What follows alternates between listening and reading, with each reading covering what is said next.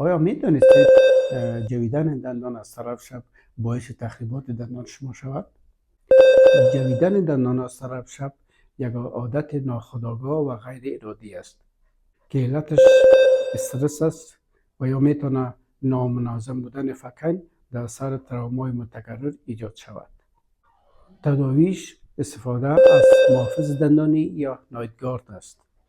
با فشار اضافی که بالای دندانهایتان وارد میشه، اگر حس میکنید که از طرف شب دندان جویدن دارید و صبح بیدار میشوید عضلات فکتان خسته است، پس معطل نکنید، نزد دکترتان مراجعه نمایید. Wow, it's gonna fit so well.